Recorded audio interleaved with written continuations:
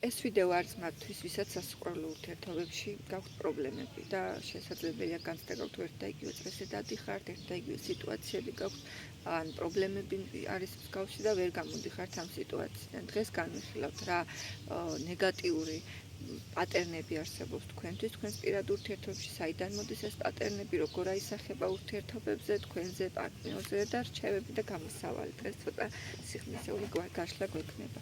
დავიწყოთ ჯერ რა ნეგატიური პატერნი არსებობს თქვენთვის პირად ურთიერთობებში. ახლა ტარო რას გვეუბნება? აქ არის მომენტი, რომ შესაძლებელია ვფიქრობთ, რომ ძალიან ბევრი უნდა გასცეთ ურთიერთობებისთვის და ძალიან ბევრი რესურსი უნდა ჩადოთ და უნდა, აი როგორ ვთქვათ, უნდა ეცადოთ მაქსიმუმად რომ თავი მოაწონოთ, რათა დაიმსახუროთ სიყვარული. არის ეს ერთი მომენტი.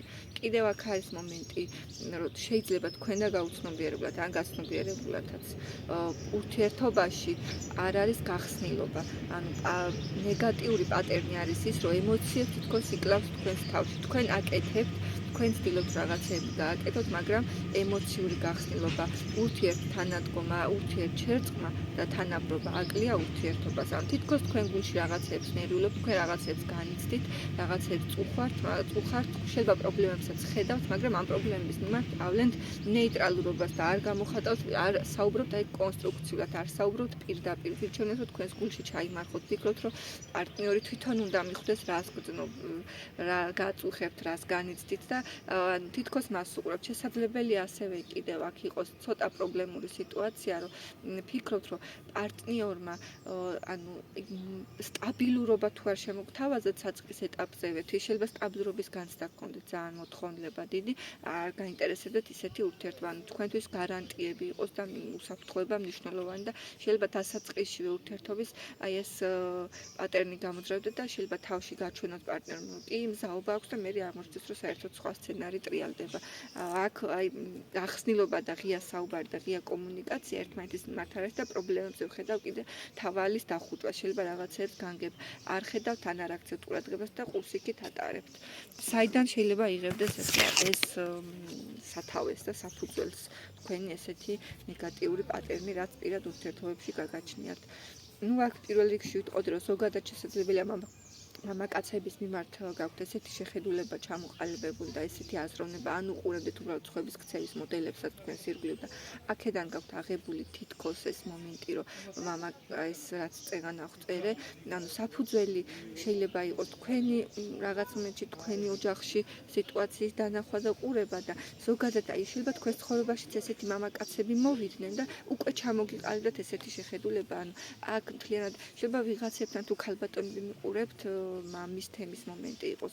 მამაკაცების შემთხვევაში ახლა მიხვდებით, რომ უნდა შეატყილოთ დედის თემასთან დაკავშიროთ სიტუაცია, შეიძლება იქ იყო არეულობები და რაღაც მომენტში ესეც იწევდეს, მაგრამ აქ უფრო ვხედავ, რომ ეს სცენარი, ეს არათანაბრობის სცენარი თითქოს სადღაც უკვე გაქვთ ნანახი, განცდილი და თქვენ გონებაში ჩაილეკა.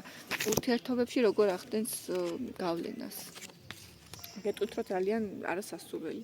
პირველ რიგში თითქოს და სულ კრიზისი გაქვთ ურთიერთობებში და სულ გაქვთ დანაკლისის მოთხოვნა, განცდა უფრო სწორად შეიძლება დანაკლისი იყოს სითბოს, ყურადღების რესურსის, მხარდაჭერის და იყოს მუდმივად არასტაბილური პერიოდები და ციკლურობა, ანუ რაღაც პერიოდი დალაგდეთ, რაღაც პერიოდი აირიოთ, ერთი და იგივე სცენარების გამეორება, წრეზე ტრიალი. აქ შესაძლებელია ბევრ თქვენთაგან ოჯახი თუ იყო ოჯახის პრობლემები, ანუ ვერ მივიდა ოჯახამდე, ან თუ ოჯახში იმყოფებით, ეს არ არის ესეთი სყარ საფუძველზე დამყარებული ოჯახური სიტუაცია. აქ ასევე პრობლემა რესურსების არათანაბრობის გაცემის, ერთი მხარე ბევრს დებს, მეორე მხარე ნაკლებს დებს და თითქოს მოთხოვნილება არსებობს იმისი, რომ მუდმივად რაღაცა დანაკლისი შეივსოთ. და აი ამ დანაკლისის შევსება სულ კრიზისია, სულ რაღაცა გიჭირთ, შეიძლება ხანი თქვენ პარტნიორს ჭირდება მუდამ თქვენგან ზრუნვა, ან პირიქით თქვენ გაკლიათ თქვენი პარტნიორისგან მუდმივი მხარდაჭერა. თქვენზე როგორ აისახება ეს ყველაფერი? თქვენ შიგნით იწვევს რეალურად გაორებას და კონფლიქტს, განსაკუთრებით შეიძლება აქ დაოჯახებასთან და ან ოჯახთან იყოს დაკავშირებული, შეიძლება ვიღაცასთან უბრალოდ ოჯახი გაქვთ და იქ გაქვთ გაორებული სიტუაცია და შინაგანად, ანუ ორი ფიქრი როა და ორი ურთიერთგადამკვეთი აზრები და მდგომარეობა და შეიძლება ვერ აი თქვენ შიგნით იყოს ორი აზრი, რომელიც ვერ ახდენს თანხვედრას და თქვენ შინაგან კონფლიქტს იწვევს, თქვენში რას იწვევს და რაც შეიძლება პარტნიორში რას იწვევს, პარტნიორში იწვევს ესეთ რამეს. ის არის ბავშვურ როლში, თქვენი პარტნიორი უმეტეს შემთხვევაში არის გამოუცდელი, ჩამოუყალიბებელი, შეიძლება თქვენ გიწევთ ბევრი პასუხისმგებლობის აღება, თქვენ უფრო დასრული ხართ, უფრო გამოუცდელი, უფრო ჩამოყალიბებული, ძალიან ბევრ ამაში და აი ესეთი როლია არ გამაკრიტიკოთ, ცუდად არ გაიგოთ, მშობლის და შვილის როლი რაღაც მომენტში გადმოგაქვთ პირად ურთიერთობაში, ამ თითქოს ერთი მხარე მუდმივად ითხოვს, რომ მომა ჭირვეული ბავშვით მომეცი ყურადღება, მომაქცია და მეორე მხარე თქვენ მაგალითად გიწევთ აი სულ ენერგიის ჩადება, მეტი რესურსის ჩადება, ან პირიქით, აი დააკვირდით ახლა ეს საჯარო გაშლა, ყველაფერი შეიძლება თქვენზე არ ეზრუნდეს, მაგრამ მოარგეთ თქვენ სიტუაციას. რა უნდა ისწავლოთ ახლა ამ გაკვეთილისგან, რაც გეძლევათ. ეს არის სწავლა, რომ დაინახოთ პოზიტიური მომენტები და ცოტა ეგოისტები გახდეთ და ცოტა საკუთარ თავზე იფიქროთ უფრო მეტი და არ მოერგოთ ყოველთვის პარტნიორს.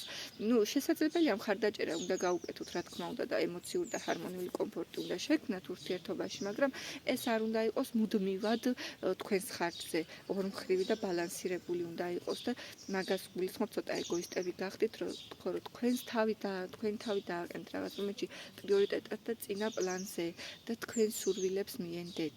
გაიხსენით, არ იყოთ ისეთი ჩაკეტილები, პირიქით, მეტად ლაღებიც იყავით და რაღაცებს ცოტა შეხედეთ ზედაპირულად თუ როგორ ვთქვა, იუმორით. არ არის ყველაფერი შეაუცებელი სიმძიმე დაინახოთ და ყველაფერი გაართულოთ და მსხვერპლის როლში არ გადახვიდეთ. მოკლედ პირიქით, მეტი გახსნება, მეტი მდიობა წარმოაჩინეთ მეტად თქვენი ენერგიები ურთიერთობებში და არ იყოთ პასიურები, რაც თქვენ გსურთ. რა გჭირდებათ ეხლა ამ ეტაპზე თქვენ პირად სასწავლო ურთიერთობაში?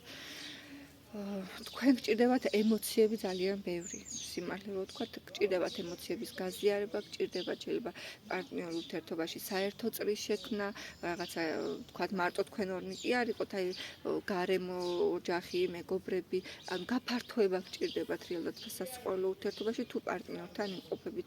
ზოგადად მეტი სილაღე და მეტი სიმსუბუქეს მოთხოვნილება გაგაჩნიათ. აქ შეიძლება ძალიან დაღლილები ხართ ახლა ბევრი ურთიერთობაში და აღარ გინდათ კიდე სიმძიმე თითქოს იმედივითაც გესაჭიროებათო და რჩევა რა უნდა გააკეთოთ თქვენ.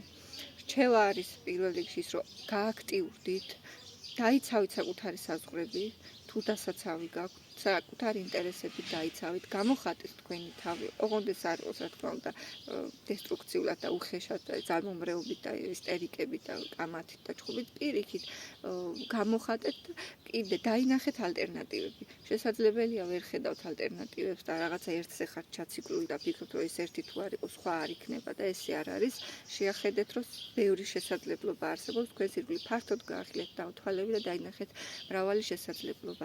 არჩევანი თქვენს ხელშია, არ იჩქაროთ გადაწყვეტილებების მიღება, მაგრამ რაც გითხარით, დაიცავით თქვენი ინტერესები.